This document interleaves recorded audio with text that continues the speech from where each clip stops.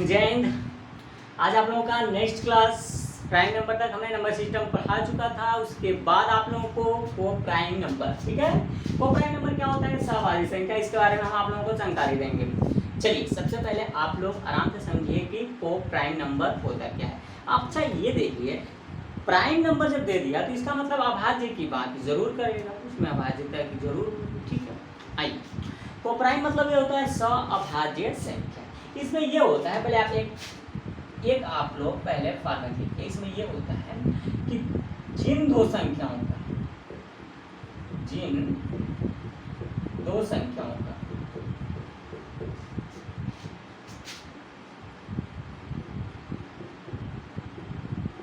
मौसम मतलब महत्तम समापवर्तक, जिसको ऐसे बोलते हैं highest common factor, HCF highest common factor. जिन दो संख्याओं का मौसम एक हो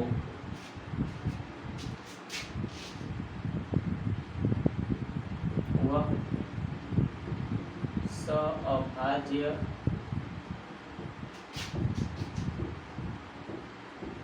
संख्या कहलाती है। जिन दो संख्याओं का मौसम एक हो सहअभाज्य संख्या कहलाती है, ठीक है। कोई डाउट अब इसमें से आप लोगों को? कुछ नहीं। चलिए एग्जाम्पल लीजिए। एग्जाम्पल में हम आप लोगों को क्या बताएं। एग्जाम्पल में जानते हैं, कोई भी दो संख्या लें तो का मौसम कितना होना चाहिए, एक। आइए, जैसे एक और दो, इनका मौसम कितना होगा, एक, ये तो पता है ना। आइए, 5 और 11 हो सकता है, नहीं हो सकता है। आइए, और आइए जैसे 14 15 हो सकता है।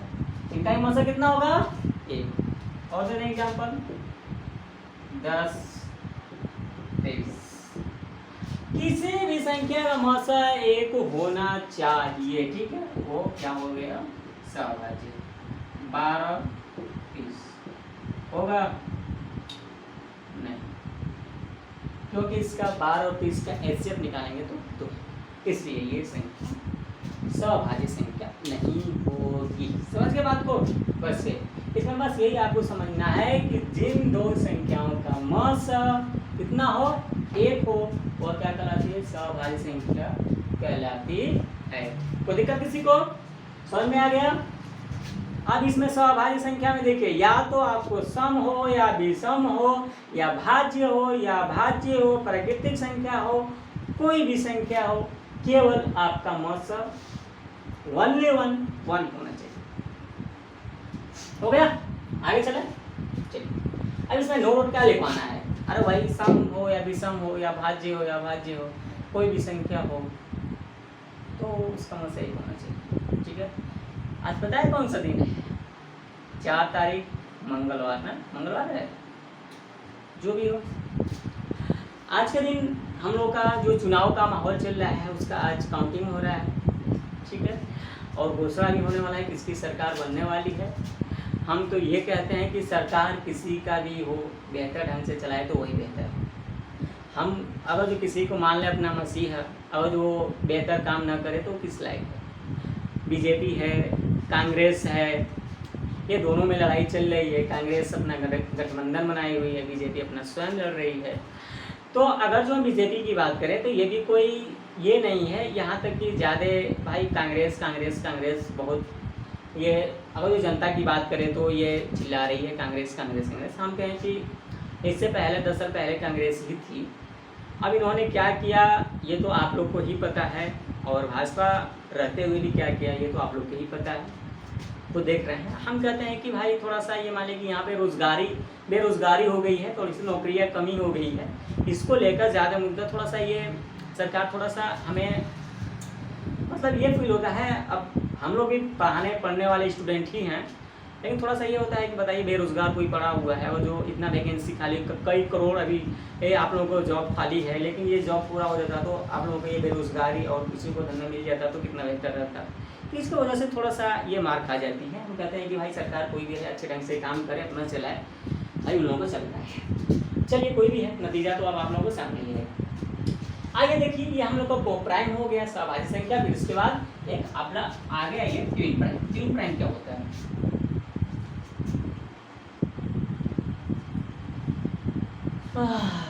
ट्विन प्राइम का मतलब ये होता है कि नाम से ही है, देखिए ट्विन प्राइम, जुड़वा अभाज्य, जुड़वा अभाज्य संख्या, ट्विन प्राइम नंबर, जुड़वा अभाज्य संख्या। अब जुड़वा अभाज्य संख्या क्या होता है, इसके बारे में जानकारी है। अब जुड़वा अभाज्य संख्या, इसमें भी देखो जिन दो अभाज्य संख्याओं का अंतर 2 हो, जुड़वा अभाज्य संख्या कहलाती है। देखो इसका क्या हो गया, अब इसका खेला क्या है, जिन दो अभाज्य संख्या, जिन दो अभाज्य संख्याओं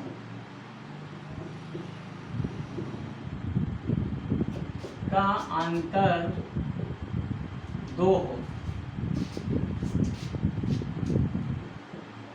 वह जुड़वा अभाज्य संख्या कहलाती है। जिन दो अभाज्य संख्याओं का अंतर कितना हो, 2, जैसे अभाज्य कर रहा है, उसमें भाज्य की बात नहीं कर रहा है। जो हम लोग का कोप्राइम था उसमें भाज्य और अभाज्य दोनों संख्या आ जाती थी, लेकिन इसमें केवल अभाज्य आई थी, भाज्य नहीं। एग्जाम्पल में आ जाए 3, 5, 5, 7, 11, 13, 17, 19, फिर उसके बाद 29, 31, फिर उसके बाद कितना 1, 2, 3, 4, 5, 6 और 41, 45। आपको ये आप लोगों को दिख रहा है, 59 होगा तो 51 नहीं होगा, 57 होगा तो 59 नहीं होगा, ठीक है। 61 होगा तो 63, मतलब 61 करेंगे तो ये 2 ही का अंतर होना चाहिए। 67 में अंतर नहीं होगा, 81, 83 नहीं होगा, 89 और 91 भी कर जाएगा। फिर कोई संख्या है नहीं, 1 से लेकर 100 तक केवल 6 ही है। 1, 2, 3, 4, 5, 6। देखो तो इसका अंतर 2 है, बिल्कुल है, इसका बिल्कुल है, इसका भी है, इसका भी है, इसका भी है, इसका भी। इन लोगों का अंतर कितना होना चाहिए?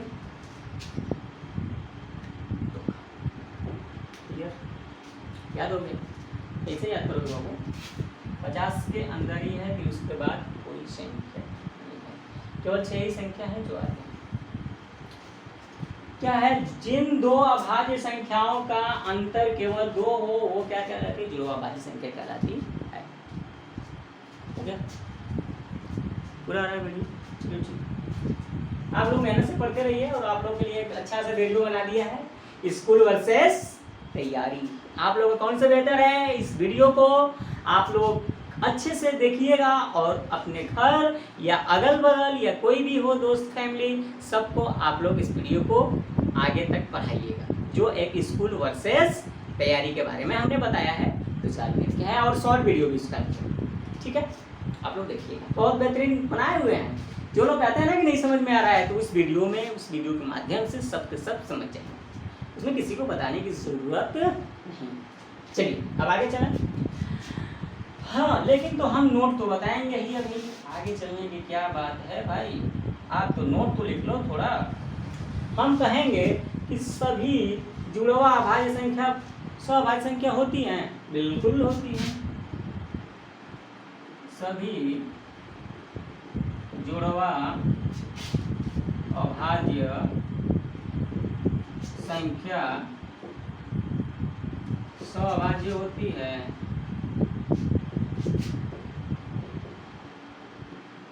सहभाज्य संख्या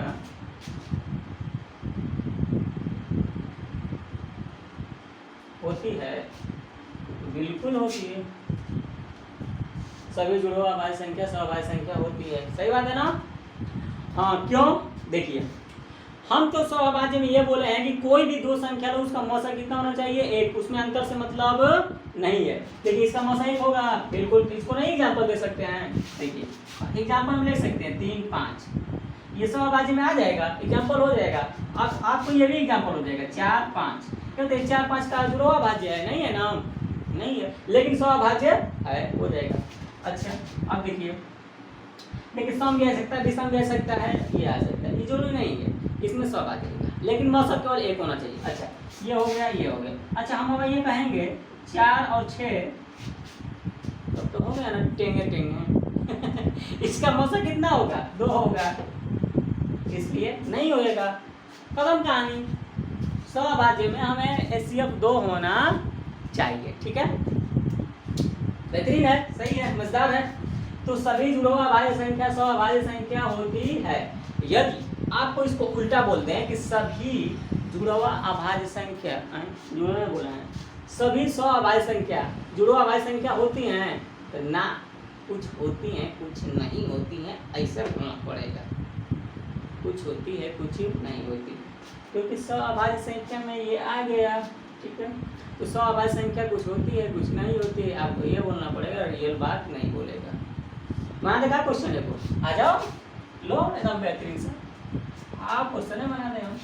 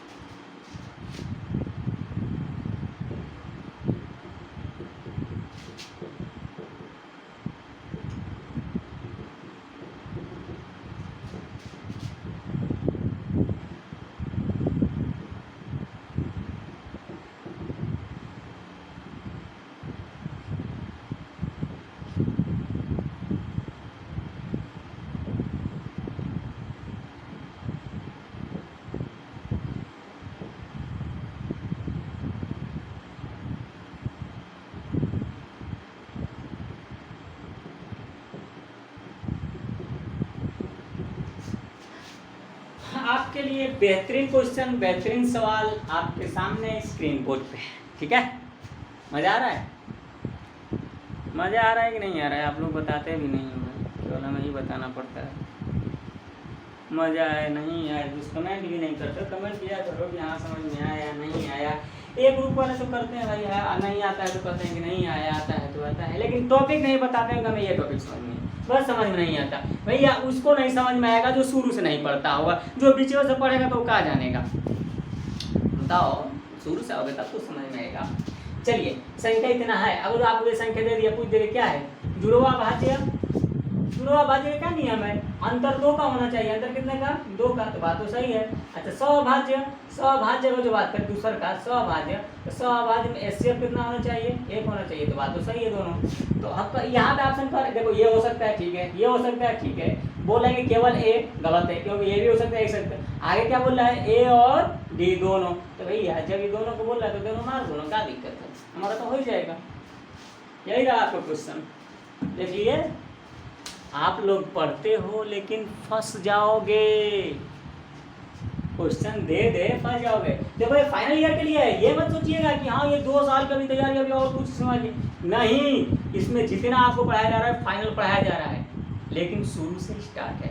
एक जो नंबर सिस्टम हम शुरू किया है ना, वो बिचवे से है, तो बहुत बच्चे इस पर कमेंट कर रहे हैं कि समझ में नहीं आ रहा है, और जिनको समझ में नहीं आ रहा है यहाँ से नंबर सिस्टम स्टार्ट करें, उसको हर एक टॉपिक समझ में आएगा। और ये आपको केवल तैयारी के लिए है, ठीक है।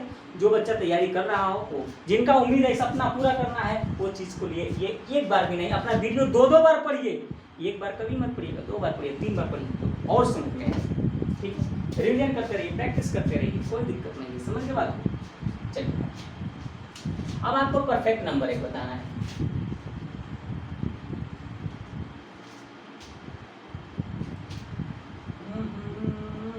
Perfect number. अच्छा, परफेक्ट नंबर क्या होता है? परफेक्ट नंबर संपूर्ण संख्या।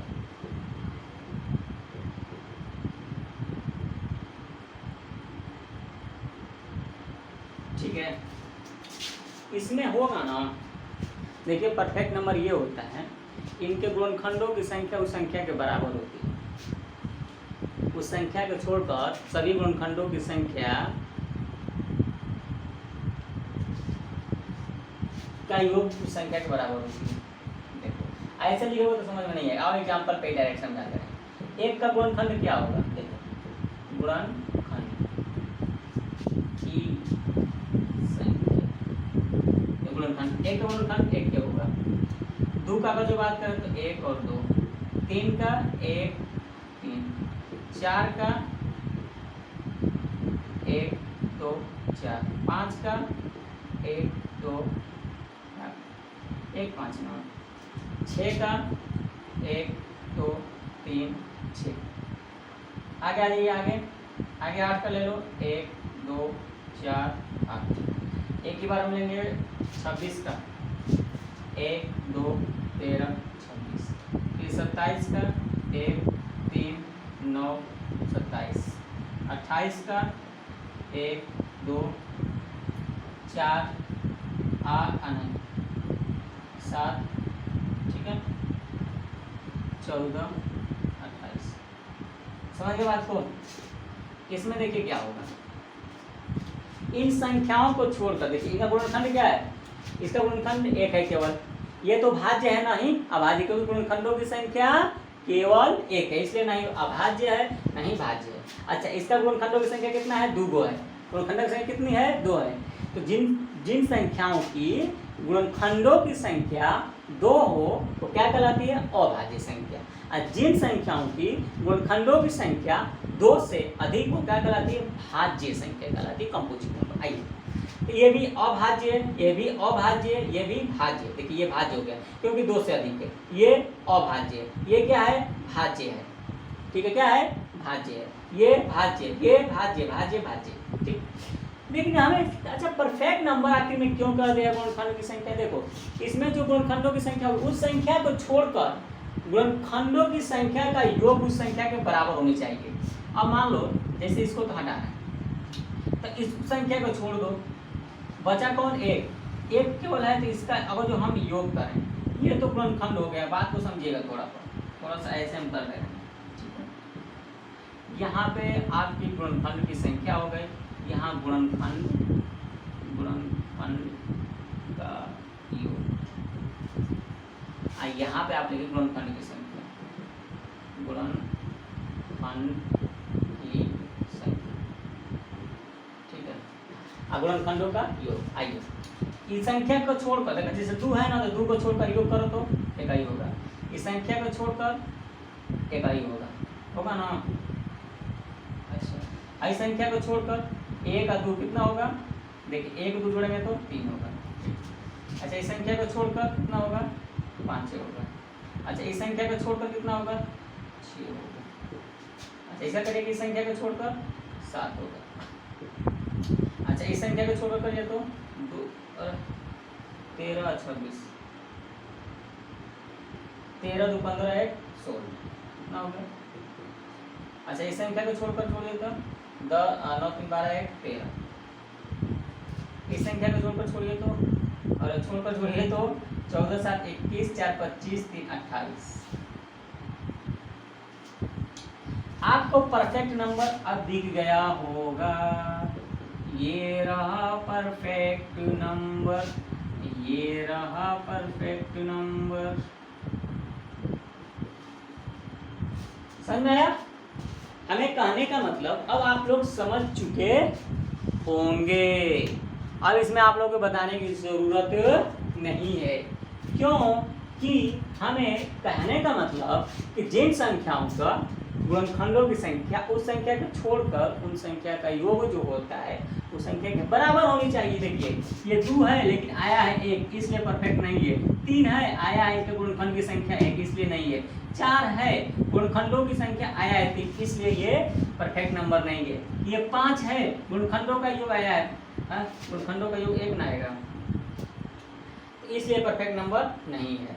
ये 6 है, अब इनके इस संख्या को छोड़कर गुणनखंडों का योग 6 इसलिए परफेक्ट नंबर है। समझ गए? कोई दिक्कत? आप समझदार हो भाई। 8 छोड़कर 7, 26 छोड़कर खत्म, 27 खत्म, 28 देखो भाई 28 को छोड़कर जोड़ दो आ गया 28 ये परफेक्ट लग रहा है। सीख गए, केवल आपको याद करना है, आपको डिफिनेशन नहीं पूछेगा। आप लोग एक नीचे नोट में लिख लीजिएगा, नोट में 1 से 100 तक की संख्या में केवल दो संख्या ही संपूर्ण संख्या।